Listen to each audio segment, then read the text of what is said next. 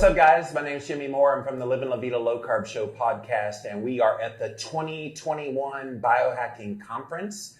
It's called Biohacking Congress. Go to biohackingcongress.com. Has all the greatest researchers, all the latest and greatest in the biohacking world as far as products go. Again, go to biohackingcongress.com. Next year, it's going to be in Las Vegas, March the 19th and the 20th, 2022. So come join us. But we're here today with Mike. He is here from a company called Biolight.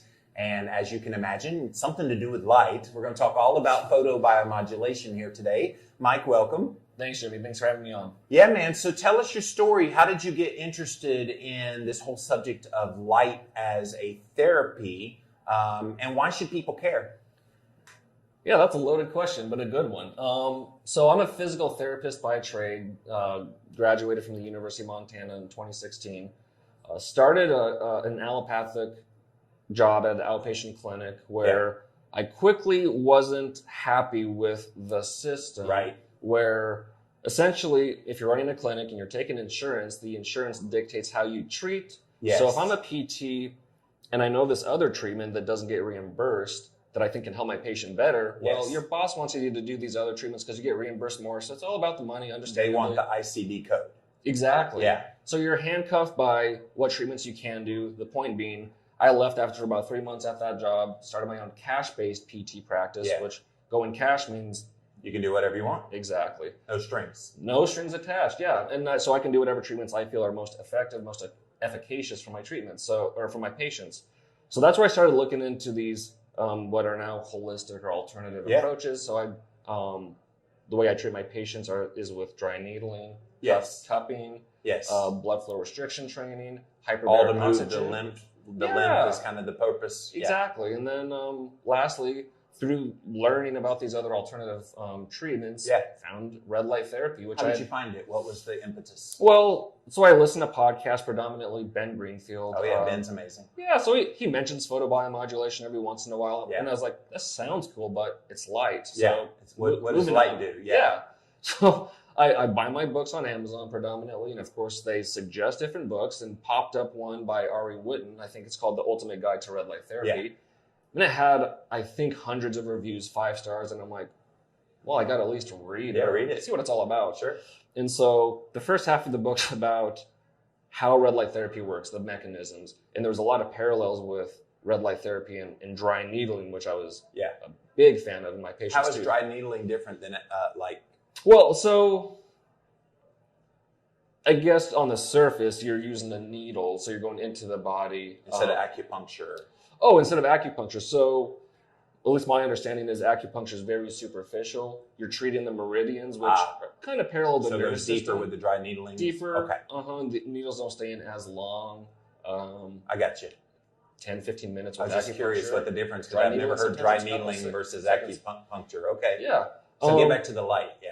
Well, so let's talk about dry needling for one moment. Dry needling is amazing for pain reduction because it reduces inflammation, improves circulation. If you do those two things with any type of therapy or treatment, you're going to reduce the pain, if not completely get rid of it. So that's what dry needling does.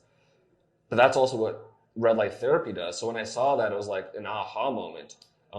But the kicker is that the red light therapy also helps with the mitochondria, which are in every single cell in your body outside of red blood cells. So it can help with a lot. So all of us are bathed in like the blue light. Like we're in a room now with a big ass blue light right there. So it's like people don't honor the red light. Why not? Well, I don't think it's about honoring. I just think we live our modern days and we go about it without, and I did until several years ago, you don't consider your light environment impacting your health. Yeah. But compared to our ancestors and even millions or billions of years ago, our bacteria, our cells were exposed to the sunlight basically 24/7, whereas today we're inside essentially 24/7. So we're not getting the nutrients from the sun. Like you mentioned, we're getting inundated with this non-native light. You're talking about blue light, but we also have the light we can't see. 5G, Wi-Fi, Bluetooth, which wrecks our cells. So we're doing two things wrong. We're not getting enough of the good light. We're getting too much bad light. So what the red light therapy does is it's only fixing a deficiency we have for red and near infrared, which we would typically get from the sunlight. if you were getting enough sun exposure, you could argue that you would never need red light therapy. Well, and this is the same as the allopathic model that you saw failed miserably in your first 3 months in the practice. They're just kind of putting a Band-Aid on what the issue is. And so if people don't know about like red light, they also don't know about diet. They also don't know about the relevant markers on their panel, like the cholesterol panel, for example. They don't understand those things. So it makes sense that we're all in the dark. So what is your kind of philosophy about how we change that, other than individuals opening private practices? How do you get that message out there to the general public? Obviously, you found it on a podcast. I'm a podcaster. I talk about this stuff, but is that enough? Well, you got to start somewhere. So that's why, I am here. Biolight is here at this conference. That's why I started my podcast, was simply to get the word out. Yes. I only stumbled across it because of an Amazon suggesting a certain book. Yeah. Because I'd heard of, again, red light therapy multiple times, didn't think twice. So I just think it takes being exposed to it maybe a handful of times, or you hear of someone, a family member or a friend, and they start talking about it. So I think it's something, just like anything, in the beginning, it's just the toughest to get the ball rolling. But once it starts rolling and more people get effects and results, it'll be a snowball effect, but it just takes time. Well, and look, this last 2 years has taught us, if nothing else, that health is everything. The people that have succumbed to this the most have been the ones that have the comorbidities, the morbid obesity and all the things. And it's like red light, along with other lifestyle types of things and good diet and good exercise, it all matters. And so I think we have a very attuned audience now that are searching out podcasts like yours and mine and conferences like this one to really kind of, okay, I need to do something now before the next one hits. Exactly. I mean, that's a good point. People are now the biggest advocates for their health that they've ever been because of the last, 20, 24 months. So yeah, like you said, people are more willing to seek out these what are now alternative treatment modalities, because whether it's from the isolation from mentally, or you're told to stay inside, which can cause all types of physical or mental health issues. Yeah, people are becoming more aware. So like you said, it's an unfortunate event, but cup half full, it has made people more aware of how important health really is. So let's get into photobiomodulation. It is a fun word to say. In essence, what is it and why do people want it? Yeah, so photobiomodulation, the fancy term for red light therapy, people want to use it because, like we mentioned earlier, the mitochondria are in every single cell in your body. Thus, with red light therapy affecting the mitochondria, red light therapy has the potential to affect most tissues or organs or systems in your body. Mm-hmm. And the research shows that. That's just not me postulating. So it can help with skin health, hair health, energy, sleep, exercise, fat loss, boosting the immune system, and so on and so forth. Other than that, it doesn't do anything, nothing at all. And it's because of the mitochondria. So people should care about red light therapy because I think you were at my talk yesterday, my presentation. One of the best top mitochondrial researchers in the world, Dr. Doug Wallace, has said that the more energy you have per cell, the less disease state you have. And our mitochondria produces 95% of the energy in our body. So it behooves anyone and everyone, regardless of how healthy you are, to keep your mitochondria as robust as possible. And that's literally what red and near infrared light does. How do you convince somebody that says, I'm just standing in front of a bunch of red lights? Like, what? Like, I was in front of you're from a company called Biolight. And so I stood in front of it about an hour ago. That's like intense, dude. But I do red light therapy at home from a competitor's product. And so I love it because I know maybe you don't feel it other than maybe the energy that comes from it, but you don't feel the changes like fast, but you have to look at it almost like a diet. Mm-hmm. You're not going to lose 50 pounds just eating, say, keto today, and then tomorrow lose 50 pounds. It doesn't work that way. Right. So photobiomodulation, red light therapy, same thing. It kind of has to be this cumulative effect over time, right? It's a lifestyle habit, just like you said, diet or fasting or proper sleep hygiene, exercise, going out in the sun. Yeah. And that's why I always say, it's like, before you try my technology or anyone's red light therapy, make sure you're taking care of the foundations by getting outside, getting in nature, good nutrition, whatever that is for your Yep. DNA and your health. So, but that's a good question. It does take time. Like you said, it's a cumulative effect. It's more about the long game, but people do respond relatively quickly. You feel energized. Your skin can look less wrinkle or just more healthy within a week or two. And happiness, like pain. You guys noticed that about me. Like, wow, you're really happy. Mood. Yeah. So some things do take longer, but you can see relatively quick results. And look, it's synergistic with all these other health habits that you're doing. So if you're fasting, if you're eating well, if you're exercising, if you're standing in the sun, red light therapy is going to make all those things better, which then helps your sleep, helps your energy, helps your stamina. I mean, there's just so many down regulation effects when you stack all these things on top of one another. I'm currently doing this thing I'm calling Sabbatical to 50. So it's 100 days where I'm doing a stacked hacks every day. And it's like making sure I get a walk and then infrared sauna and then red light therapy and then sunshine and cold baths and meditation on down the line. All these things every single day for 100 days, just to kind of see if it moves the needle. And for me, it's been subjective, I guess, is a lot of the things, but like subjective is real. Yep. And so with that, are you doing something different every day, or are you doing like the same stack every day? Same stack every day, sometimes in different order, just kind of play around with it. I hate first I hated the meditation the most because I can't calm my brain, but then I got used to it. That's how you know it's good for you though, right? That's why I got used to it. My favorite has always been the ice bath, but then second favorite's been the red light. Yeah. Because how hard is it to stand in front of a friggin' panel of red lights? And I even play with turning on the infrared aspect and turning on just the red light that you get. Let's distinguish those. What do you get from infrared therapy versus just red light therapy? Because there are very real differences. Yeah, so specific to red light therapy, because red light therapy only uses red and near infrared, whereas saunas use predominantly mid and far. But for red light therapy, the difference between red and near infrared, besides the fact that red is visible and near infrared is invisible, is that red only treats the skin. It doesn't penetrate any deeper. Whereas near infrared penetrates maybe 1.5 inches to 2 inches. So if you're going to do anything deeper than the skin, like muscle, bones, brain, you want to use near infrared.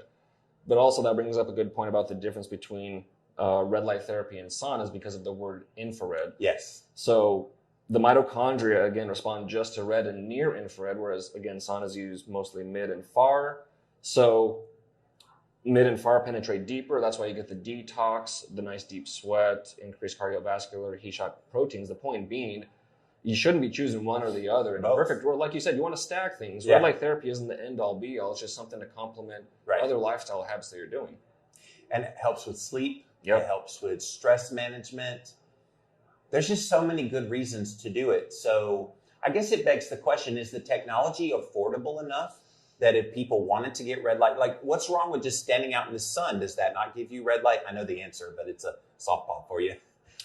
Well, I honestly tell people to get sun exposure. Yes. And especially sunrise, sunset. Yes, the different angles. That produces mostly red light. So there's your free red light. Start with that. If you want to dip your toes into the red light therapy technology, then start with a handheld device. Those can be anywhere from, depends where you buy. It could be a cheap one on Amazon for, I don't know, $50, $100 bucks, up to a couple $100.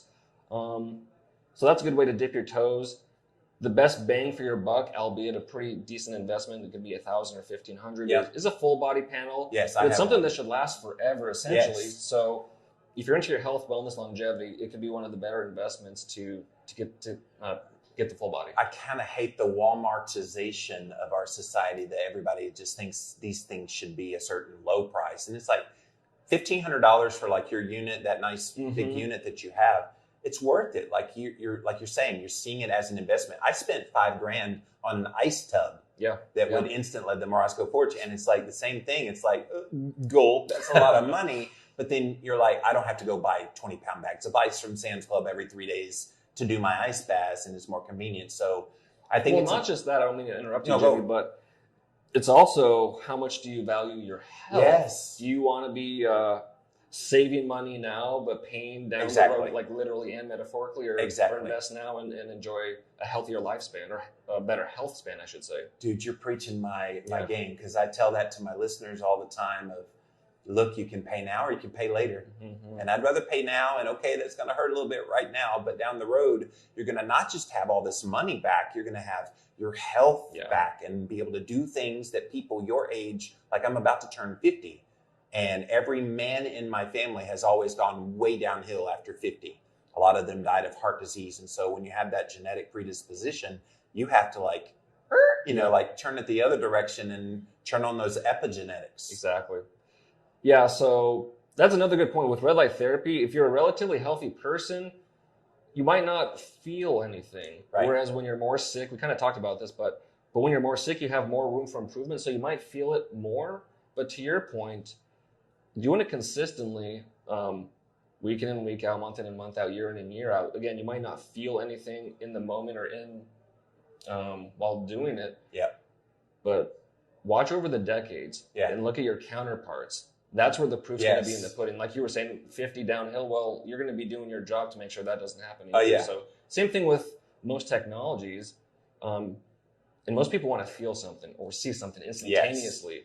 But again, if you're into health and wellness, it's all about the long game, of course. So with red light therapy, you might not feel it, but watch one in your 40s, 50s, 60s, 70s and look at your counterparts. You're going to be doing pretty darn well. Dude, the instant gratification thing just kills me. I ate keto the last 2 weeks. Why haven't I lost 10 pounds? I'm like, because you're doing it for the wrong reasons. Yeah. Like, and so if you're trying to sell it to people, and you do, you've got a product, you're trying to sell it to people, what's the big pitch? What do you say? I think we've kind of talked about it. Yeah, but like, what's the like take home kind of, all right, this is definitely why you need to do it. Yeah. A couple of sentences, go. Well, like we mentioned before, your mitochondria are everywhere. They dictate your health and longevity. But talk like the person doesn't know what mitochondria is. Like they're just Joe Schmo. Why would you want red light therapy? Yes. Because mitochondria will go over the faces of a lot of people. Yeah, we're at a biohacking conference. No, I gotcha. Yeah, we're the nerds, but imagine just like average Joe six-pack. Well, number one, I guess they need to care about their health, and they're having a six-pack. They don't care about their health. Right. It's a tough one, isn't it? Well, it's tough because trying to explain this to people that aren't interested in it all. Take yourself back to when you read that red light book. Now, obviously, you were interested in other things because you'd seen the failure of the system. What if somebody sees the failure of their diet and their lifestyle choices, and then they're coming to you and going, okay, I've heard a little bit about this red light thing. What do you say to that non-scientific person to make it, I guess, meaningful? Well, I guess just explaining to them, or even ask them, so how many hours a day are you outside? And it's probably going to be in minutes, if anything. Right. They may not know. How often do you go outside? What is the lighting environment in your house? How often are you in front of a screen? Yeah. Because all of that is fake light. Yes. Consider our past, and maybe this is even too scientific, but, we were raised, tens of thousands, well, even a couple hundred years ago. We were outside 95% of the day. And candles at night. So the point being, the nutrients we get from food are important for ourselves. Yes. But so is the nutrients from light. Light literally has nutrition and nourishment for ourselves. There it is. I think when you explain that the lifestyle, the breathing air, the getting sunshine and light exposure and all the things, that's the selling point. And the way you explained it was beautifully. Just like you get nutrients from your diet, you get nutrients from the sun. Yeah. And see, I think we live in such a state-of-the-art kind of modern society with devices in front of our faces all the time. We've lost that essence of the basicness of those necessities. People don't see the sun as nutrition. They don't see breathing in air. In fact, it's been demonized, correct? And demonized, so exactly. And then standing in the sun, the skin cancer, which has always been BS from the beginning. And just so many things that we used to do just naturally. And then the modern conveniences to make life better actually made it worse. Exactly. So like I said in my presentation, I think, or the panel discussion, the pendulum has swung so far away from nature into this modern world where we're surrounded by technology and this fake light that we need to start swinging back and going towards nature for a lot of our answers for health and wellness. Yeah, man. Well, dude, this photobiomodulation, we could talk about it forever. Oh, we could go all day. I think we've kind of run the course on that. So if people were interested in Biolight, how do they find you? Are you in stores or are you just online? Currently just online. The website is biolight.shop. Social media is the same thing, biolight.shop. So you can contact us through those mediums, whether it's direct message or email. which you can find on the website. So that's what I'm all about. As much as I am a company, it's about educating. Like we talked about, not enough people know. Right. So I love interacting and getting the questions, whether it's email or whatnot. So I'm all about it.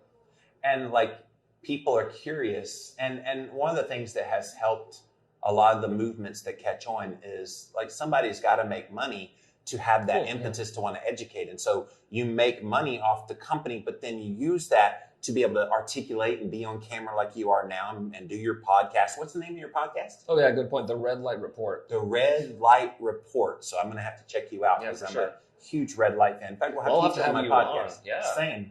That'll be fun, Jimmy. But thank you, Mike. Appreciate you being here today. And guys, this is the 2021 Biohacking Congress, biohackingcongress.com. Thank you so much for joining us, and we'll see you again next time. Bye, guys.